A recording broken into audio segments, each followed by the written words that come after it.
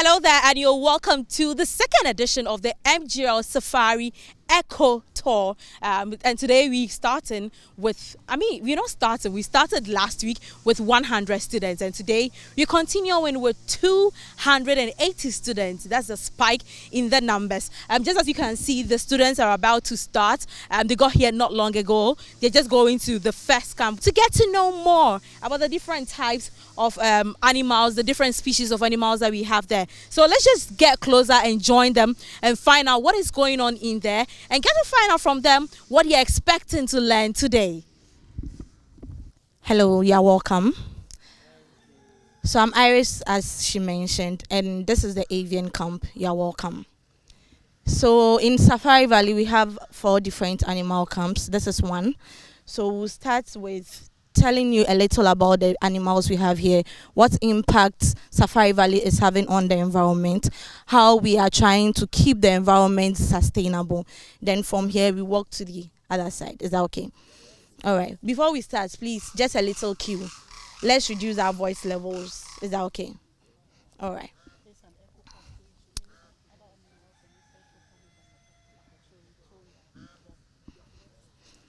So here we introduce some endemic indigenous species, like this gray birds with the long legs you see, known as the demoiselle cranes.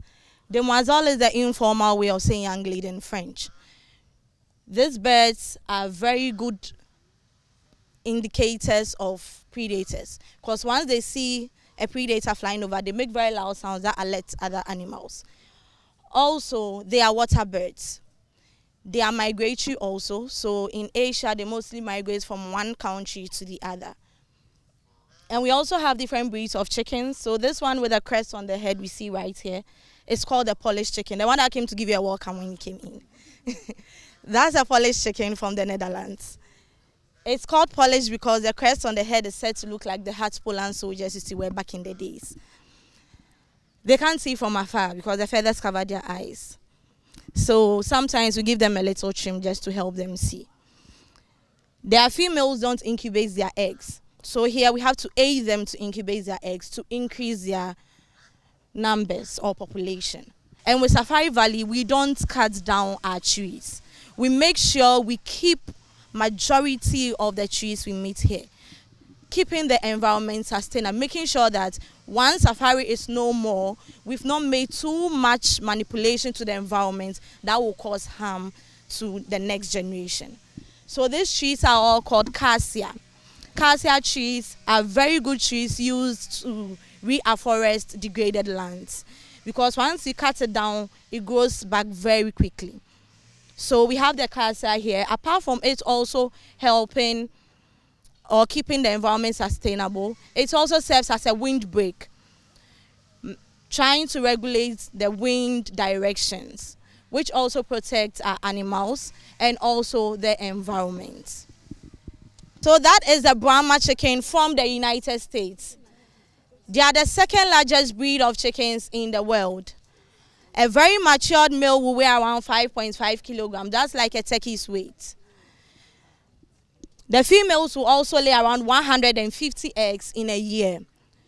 In as much as we imported most of our animals, we make sure they are able to breed and they are animals that can adapt to this environment or ecosystem before we bring them in.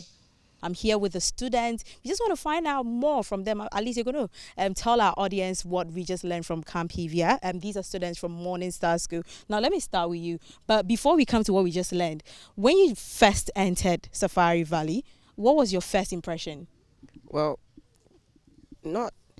I was quite astonished about the natural formation of the trees and the roads, which don't affect the grass and everything. But honestly, when I first entered, the first thing I saw was this peacock. I actually got deceived to believing that it was real, but then upon closer glance, I saw it was actually not, and I was actually disappointed I because can see you are very dumbfounded by everything that's going on here. But let me speak to one of the ladies too. What was your first impression when you entered?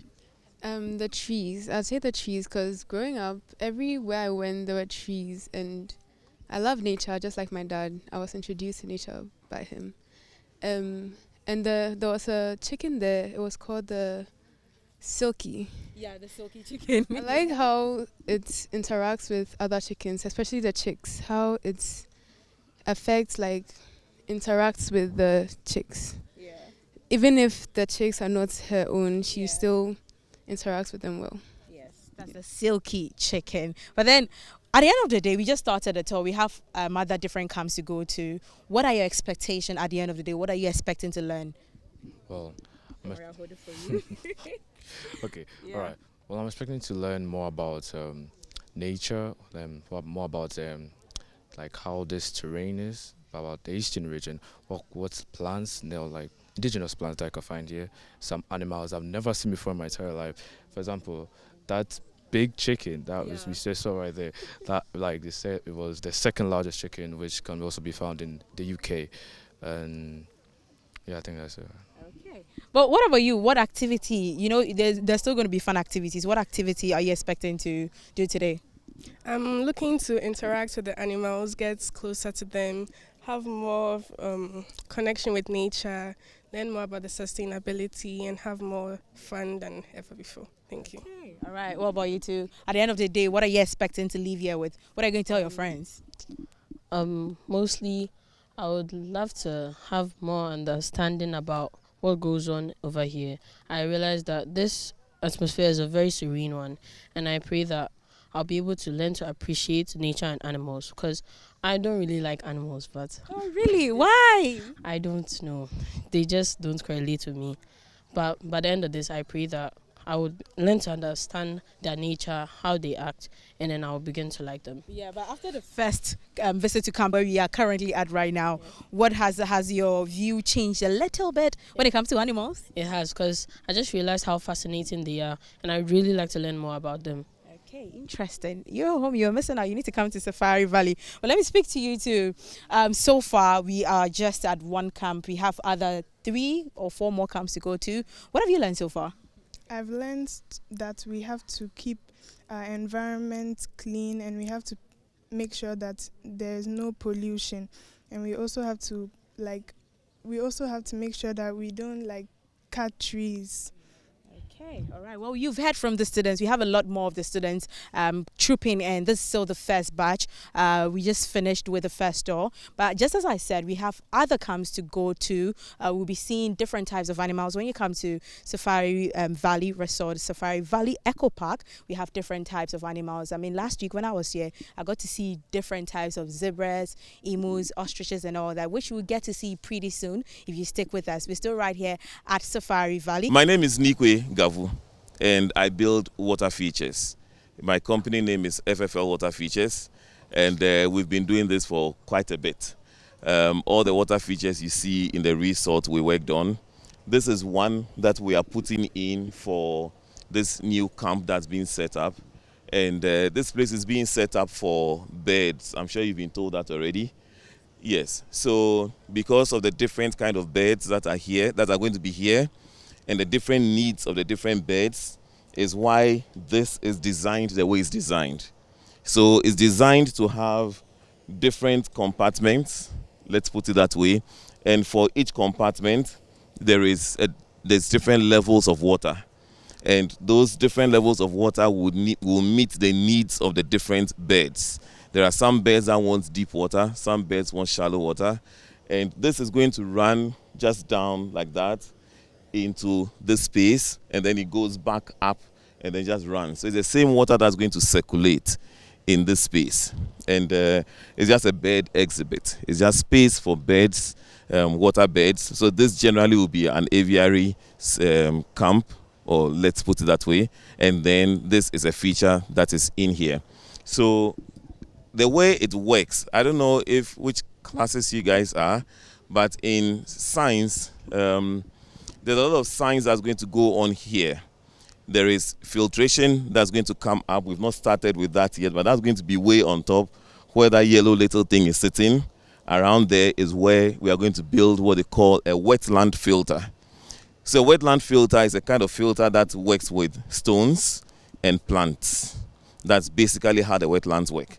So we are going to be pumping water from the lower part of the pond straight up into the filter, and then it flows back down.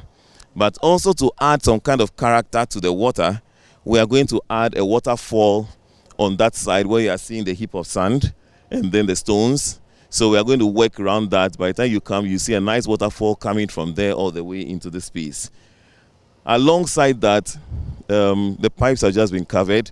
But if you look inside, you'll see little pipes that are sticking out. There's one by that flower bed there on the floor there with the white thing.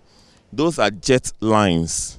So what happens is water is going to be coming out of them also from here, and it's just going to be pushing the water to help to push all the dirt down here, and that dirt will be picked up and sent up into the filter, and then the system will be running. So that's how the system is going to run. Please, how many months or days does it take to construct a water feature like this? Okay, so the question is how many months or days does it take to construct a water feature like this? Okay, so I'll answer that question in two ways. If we have all the right equipment, right, it will take us maximum 2 weeks to get this done.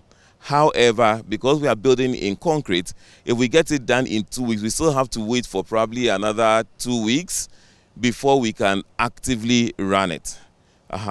But under the circumstances where we don't have all the complements of what we have, we are just going to go probably an extra week. Because besides building this, we are working on the landscape of this area. Earlier I saw aquatic animals like ducks in another water body. I want to know if you are going to move them here or just... Okay, not necessarily that we are going to move them here. There are different water bodies all over this property, and there are different water beds at the different ones. Most of those that are where you saw them would largely remain there. There are new and very different kind of beds that are coming here, even though one or two interesting ones that are literally free roaming could be added into this camp. But basically this camp is being built for very different beds, new beds. The good thing about this resort is there's always the need to improve. There's always the need to add new stuff to whatever they have. So it's not to just relocate. It's to introduce new. So there's a lot to see all over the place. All right. Thank you. So we're still here at Safari Valley Resort. Safari Valley Eco Park. We're still touring. I'm not tired yet. You can see me panting because there are a lot of places to visit. But then we're currently at one of the recreational places. And tell us more about this place. So this is our golf course, and we have a 9-hole golf course. Every golf course has a hazard. So this serves as one of our hazards. It doesn't just serve as a hazard here, but also as habitats for our fishes. Okay. So inside we have some catfish and red tilapia inside, which tends to be very good, sustainable for the environment, because it's not just serving as a hazard just to waste water, but also serving as habitat for our fishes. Also, we have some water beds around like ducks and geese. When they are hot, they go in there to cool themselves. So this serves as a very good place for them to cool themselves. When they are done, they move here to their feeding area. They eat some of the grains inside there, also eat the grasses and scavenger for some worms and also insects in the grass. When they are done and they want some shade, they also move under the tree there to also get shade. Yeah, so basically that is what we have here. Okay. Now, I was just this is just a quick question. You said, so what if the golf balls just falls into the water here? What happens?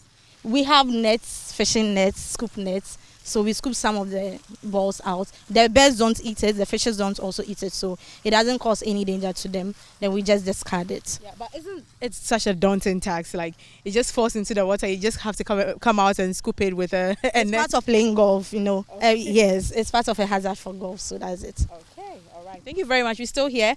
Just as I said, we still have other camps to explore. We have 280 schools touring today. We have the earlier squad, which was Morning Star School, 100. Now we have 180 students from Hansen Road SDA School. They just got here not long ago. They've toured the first camp. They're about to go to the other camps right inside the Eco Park. They've been divided into two. You know, the number is quite enormous. And I'm here with the first batch. The second batch is just right behind them, moving from the Hevia camp. But then I want to speak to some of the students for them to tell us what they've also learned from the first camp they've been to. So students, kindly join me. Come closer. Come closer. All right. Let me start with you, gentlemen. You've been to the first camp. Yes, please. Yes. What have you learned so far? Well, for me, I've learned a lot. Share some with us. Yes. Some. Okay, I learned about some birds that I have not seen before. Yeah. For example, the Chinese bird. Yeah. They said the Chinese bird is the only bird in the world that has 5 toes on the other side and the other side, which makes it 10 like human beings. Yeah. And it's only the chicken that has black bones and black meat with black tongue. That's for me. Okay, that's interesting. When you first entered Safari Valley at the entrance, what was one thing that caught your attention? The Brahma chicken, because I saw how it was big than the regular chicken, the chickens that we rear here in Ghana, and they told us I came from the United States of America. Yes. So yeah, that's what I learned. Okay. At the end of the day, what are you expecting to learn? What are you expecting to go out there and tell your friends about Safari Valley? Well, if I go there, I'm going to share what I learned here at Safari Valley. So, and I'll encourage them to try and come and visit this place. Okay. All right. What is one thing you tell someone about Safari Valley? It is here. Look into the camera. Here is a very good place to come. We come here to learn more about animals here. And I learned also that the Chinese bird is also important in China. Okay. All right. What activity are you expecting to do today? I expect the activity that I'll share it with the people I love in my house. What do you want to do today? As you are here, what do you want to do today? Apart from looking at the animals and all that, what else do you want to do here today? I want to learn what they can do and how important they are. That's the animals? Yes. Okay, all right. That's this young champ. Let me also speak to these guys here too. What have you learned so far? I've been to the first bird camp. I saw a Brahma chicken. I saw the Chinese bird, which has 5 toes and black. You're literally repeating what your brother said. I hope you also not tell me that that's the same thing that you said. I want a different thing altogether. We saw a structure like a stone. Yeah. And then I learned it was made of clay. That chickens go in there to lay their eggs and then stay there because that's something to mimic nature. Okay. We love Safari Valley. Again. We love Safari Valley. Of course, we all love Safari Valley, and we're still taking you around on this Echo Park tour. Do stick with us. We're still not done. Currently, we are on our way to the Hevia camp. We've moved from Avian to the second camp, currently on our way to the third camp. And we are in the mobile vehicles right here at Safari Valley Echo Park. I mean, when you come here, it's all about sustainability. And the reason why these mobile vehicles are being used is being told over and over again to avoid emissions. We've spoken about climate change and all that. Most of the cars that use fuel, they don't allow it to this section of the Safari Valley. Most of them, you commute in Safari Valley using these mobile vehicles that we are in right now, that I'm enjoying. But then I have one of the sponsors for these Eco Initiative, the MGL Safari Valley Eco Initiative, and we want to find out. He's been with us last week. You were here. I mean, how has it been for you? You're here. You're back here again from Alpay, one of the sponsors. How has it been for you? It's been great. It's been great. Yeah. Last week. It was amazing. I mean, the kids were good. They were happy to be here and they learned a lot. But then tell us why Alpay decided to be part of this initiative.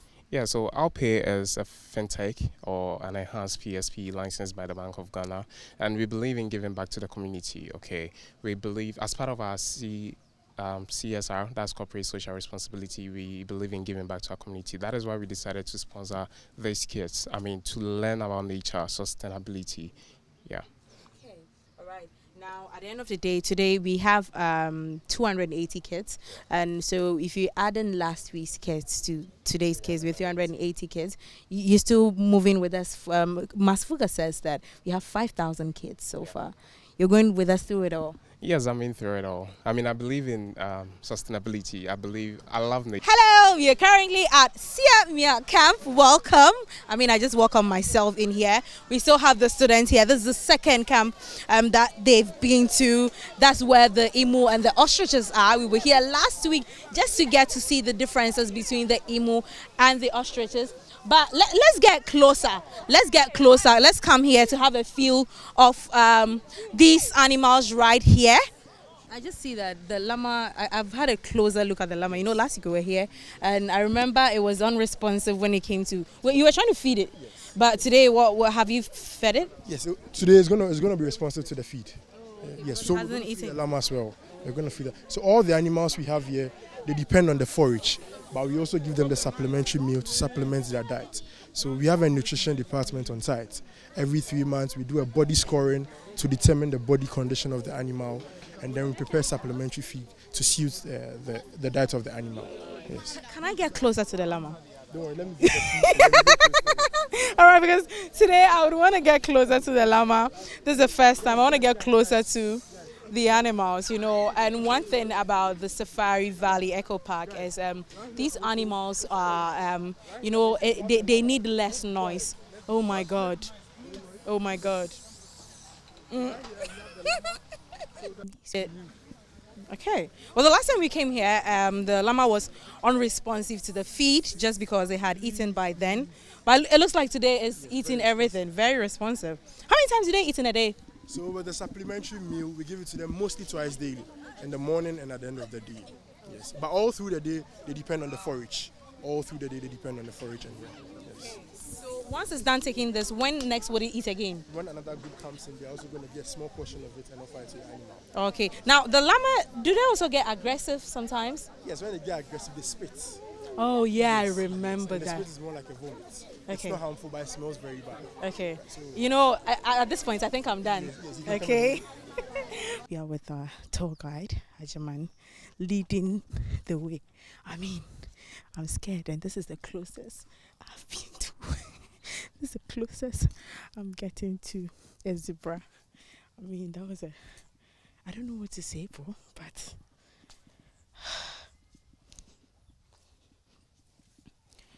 all right. So Ajaman says less noise, and we can approach a zebra from behind. Beautiful animals.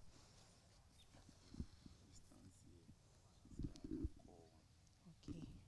So Ajaman says we should stand still so that he calls one of the zebras for us. Why am I speaking undertone? Just because I don't want to make noise. Okay, so that is him trying to call one of the zebras. I mean, he has two already.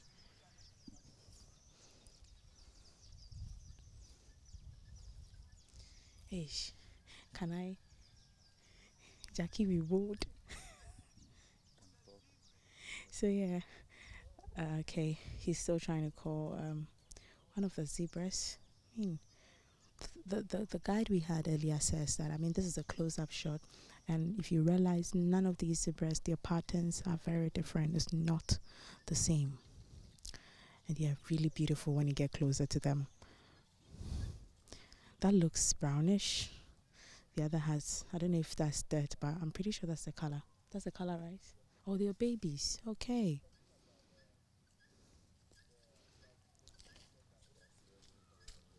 Okay, so just as Sajiman is saying, they're grazing right now. They're trying to get a feed, so he's unable to get some of them closer to us. So we're still watching them graze right now. So initially we're saying that we can approach them from behind, just like how their backs are facing us. What happens if I do that? Because they have their eyes somewhere here, like the driving mirror, so they can see you and then kick you calculatively. Okay. So you receive a perfect kick. And then they have a kick for us up to 3,000 psi, enough to kill a full-grown man. Yes, that's why we don't approach behind. Okay. Yeah. That's interesting. So at this point, once they are grazing, they don't need to be disturbed, right? No. Because all the focus is on the grazing. And then with them, they can feel panic at any time because they have trust issues. Oh, yes. Okay. They don't trust anything. Zebras trust issues. Yeah. That's the first time. I'm pretty sure we all didn't know that zebras have trust issues. I mean, if someone says that you're acting like a zebra, it means that you have trust issues. Yes, and then also you are smart as well. Yeah, because with zebras, they sleep standing, so they don't lie down to sleep. Because they have trust issues, they feel the leopard, the hyena, the cheetah can threat them at any time. So always they are alert, eating. So with zebras, they can feed continuously from 16 to 18 hours daily. Okay. Yes. That's an interesting one. All right, well, we're still here, and I still don't want to make much noise right here before. I mean, we are supposed to make less noise. Or what happens when I shout and all that? So they will feel panic and run away. Oh, okay. They And rather run away. I thought they would start kicking. Yes, as soon as they feel panic, they kick everything. Oh, okay. They are able to kick left, right, center, everywhere. Horse will kick left and right only, but with zebras, they're able to kick all around.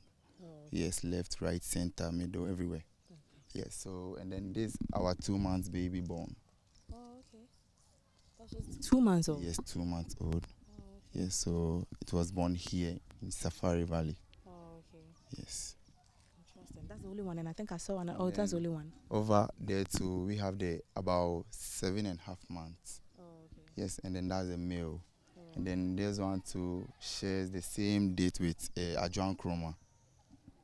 Okay. The late president or surgical doctor. Yes, the one over there that's too. That's how old? That one is about 1 year 4 months old. Oh, okay. Yes, getting to the 5th month rather. Oh, okay. Yeah. You can find these and more when you get to Safari Valley Eco Park. Interesting one right here. Just as I said, I feel like I could make much noise, but I can't because I don't want to cause panic attack to these zebras. So we're still right here, and anytime you feel like you want to experience nature to its fullest, all you have to do is come to Safari Valley Eco Park to enjoy all these. Reporting for Joy News, I'm Jacqueline Ansma Yoboa.